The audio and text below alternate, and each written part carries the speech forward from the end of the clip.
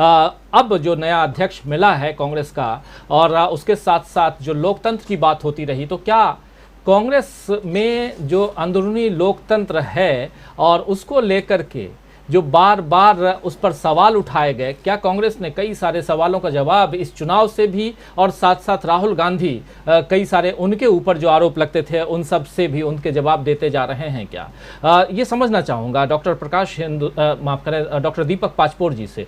दीपक जी, किस रूप में आप देखते हैं इस पूरे मसले को, और पिछले 40-42 दिनों से कांग्रेस जिस प्रकार बदलती हुई दिखाई दे रही है, क्या आपको भी लगता है कि अब मल्लिकार्जुन खड़गे जो हैं वो बहुत सारे सवालों का जवाब सामने रख पाएंगे? और सबसे बड़ी बात कि गांधी नेहरू परिवार से बाहर का अध्यक्ष 24 साल बाद फिर से कांग्रेस को मिला है, और कांग्रेस के सामने एक जो, और कई कार्यकर्ताओं के सामने ये एक सवाल कई बार सामने आ रहा है कि क्या सोनिया गांधी जैसा कांग्रेस चलाई थी वैसा मल्लिकार्जुन खड़गे चला पाएंगे? क्या राहुल गांधी जिस ढंग से उसको आगे बढ़ाने की कोशिश कर रहे थे 2017 से 2019 तक, और जिन आदर्शवादिता के साथ वो आगे बढ़ रहे थे, क्या वो आदर्श यहाँ जिंदा रहेगा? तो बहुत सारे सवाल हैं। आप इस पर आपकी टिप्पणी चाहूंगा, क्या कुछ आप देख रहे हैं, सुन रहे हैं, समझ रहे हैं? राजू जी, राजनीति है वो बहुत कुछ फिल्मों जैसी होती है, विशेषकर मनमोहन देसाई की फिल्म जैसी। जब उसमें बुरा होना शुरू होता है तो बहुत कुछ बुरा होता है। मेले में बच्चे भी खो जाएंगे, पता चला कि भूकंप भी आ गया, पता चला कि पति भी कहीं निकल गया, उतने में चाय लाने उसकी माँ गई है, वो कहीं चली गई।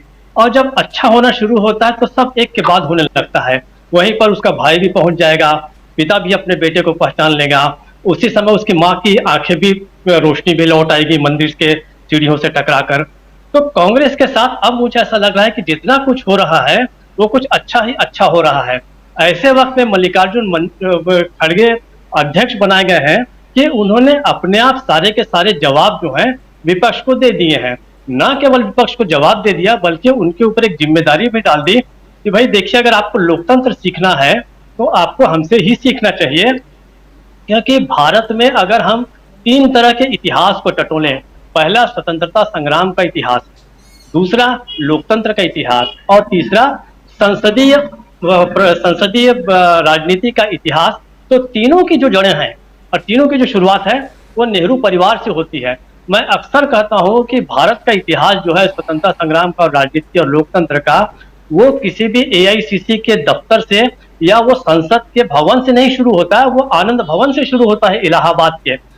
आपको याद होगा एक फैज की बड़ी प्रसिद्ध नज्म है, हम देखेंगे, लाजिम है कि हम देखेंगे। उसमें एक शब्द आता है, एक लाइन है कि वो गायब भी है, वो हाजिर भी है। तो आप मान के चलिए, गांधी नेहरू का जो परिवार है वो हमेशा, वो चाहे आप उसको मानिए गायब है, लेकिन वो कहीं न कहीं हाजिर है। वो हाजिर रह के भी आपको कब गायब होगा आप नहीं जान सकते।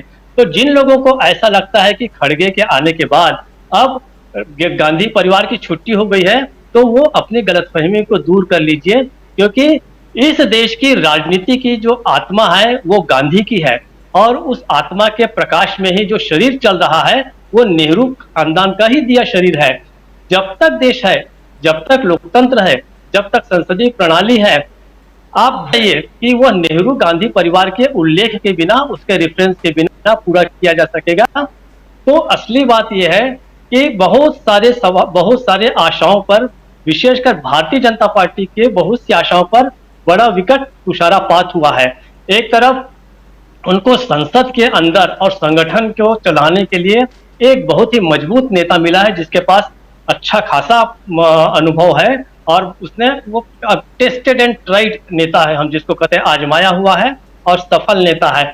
व्यक्तिगत रूप से आप अगर कहें तो मैं खुद चाहता था कि कोई ऐसा एक नौजवान जो है वो सामने आए, लेकिन वर्तमान परिस्थितियों में सारा कुछ जिसको हम कहते हैं गिवन सिचुएशन, उसमें अब लग रहा है कि खड़गे जो है he is the best choice. Number 2, दूसरी तरफ खड़गे ऐसे वक्त पर संगठन को संभालने जा रहे हैं जिस समय संसद को जो है उसी नेहरू खानदान के एक व्यक्ति ने गुंजायमान कर रखा है और बता दिया है कि कांग्रेस अभी खत्म नहीं हुई है।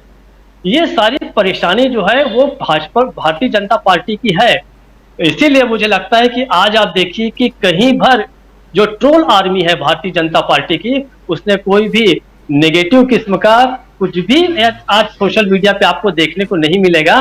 जो कुछ थोड़ा बहुत हुआ है कि क्या रबर स्टैंप रहेंगे, अरे भाई रबर स्टैंप रहेंगे तो उनकी अपनी चॉइस है, उनके अपने नेता देख लेंगे, उनके अपने कार्यकर्ता देख लेंगे। और एक बहुत अच्छी बात जो हुई है, अपनी अवधारणा फिलहाल जो गलत साबित हुई है वो ये हुई है, मुझे ऐसा लग रहा था कि दबाव पड़ेगा राहुल गांधी पर कि आप ही अध्यक्ष बने, आगे क्या होगा मैं नहीं जानता। लेकिन खड़गे ऐसे वक्त पे संभाल रहे हैं जिस समय कांग्रेस रिवाइव हो रही है, गैल्वेनाइज हो रही है, ट्रांसफॉर्म हो रही है। अगर खड़गे गुजरात और हिमाचल प्रदेश का चुनाव जो है उसको अगर जीतने में भारतीय जनता पार्टी सक्षम है, तो हम ये मान के चलें कि संसद के अंदर भी कांग्रेस मजबूत होगी और सड़क पर मजबूती जो है वो राहुल गांधी ला रहे हैं। और ये 3570 किलोमीटर की जो यात्रा है वो बहुत कुछ अभी गुण खिलाने वाली है, अभी तो बहुत कम चली है। इसका जैसे जैसे ये आगे जाएगी, ये उन तमाम जगहों पर इसका असर होगा जहां पर राहुल गांधी नहीं भी जाएंगे, वहां पर भी इसका असर होगा, ऐसा मुझे लगता है। तो मुझे ये लग रहा है कि आज कांग्रेस के लिए कम से कम एक बहुत ही, कहा जा रहा है कौन से नक्षत्र होते हैं, पुष्य नक्षत्र होता है, ये नक्षत्र होता है जब बहुत ज्यादा सब कुछ शुभ शुभ शुभ होते जाता है, तो कांग्रेस के लिए शायद इस समय बहुत ही शुभ हो रहा है। हाँ, उसका अब चुनाव में क्या असर होगा, उसको कितना उसको एनकेश कर पाती है, ये कांग्रेस के अपने कार्यकर्ताओं और नेताओं पर निर्भर करेगा। हम लोग की भूमिका इस एनालिसिस तक खत्म हो जाती है राजीव जी। तो मेरा ऐसा ख्याल है कि लेट अस होप कि खड़गे जो है एक नई बयार लेकर आएंगे। जी बिल्कुल, एनालिसिस पर ख़त्म हो जाती है और उम्मीद हम यही लगा सकते हैं कि खड़गे एक नई बयार लेकर आएंगे और कांग्रेस को एक मजबूती प्रदान करेंगे। राहुल गांधी उधर मजबूती दे भी रहे हैं। एक बार फिर से डॉक्टर साहब आपके पास आना चाहता हूं, डॉक्टर राकेश पाठक जी आपके पास समझना चाहता हूं कि क्या गांधी परिवार की जो बात लगातार और होती रही और बीजेपी जो हमलावर रही है, परिवारवाद परिवारवाद परिवारवाद, और इसको लेकर के तमाम चुनावों में अगर हम लोगों ने देखा कि हर चुनावी मंच से प्रधानमंत्री नरेंद्र मोदी खुद बोलते रहे हैं, आपको लगता है कि अब ये मुद्दा यहाँ से खत्म हो जाएगा? आपको लगता है क्या कि कई ऐसे मुद्दे हैं जिसमें घेरने की कोशिश होती रही राहुल गांधी को, उन मुद्दों से भी राहुल गांधी ने, जैसे अभी बहुत सही कह रहे थे दीपक जी कि राहुल गांधी के ऊपर कहा जा रहा था कि उनके ऊपर एक दबाव होगा कि वो इस चुनाव को लड़ें, लेकिन उन्होंने जिस बड़ी ही अगर कहें तो सहजता के साथ में इस सवाल का जवाब दे दिया कि हाँ मैं चुनाव नहीं लड़ूंगा, और उस पर वो अडिग रहे। और आज भी जो बातें कह रहे थे प्रेस कॉन्फ्रेंस में, हम सब ने सुना, उस प्रेस कॉन्फ्रेंस में वो कह रहे थे कि जो मुझे बताया जाएगा, जो जिम्मेदारी दी जाएगी उस जिम्मेदारी को निभाऊंगा, जो नए प्रेसिडेंट देंगे जिम्मेदारी।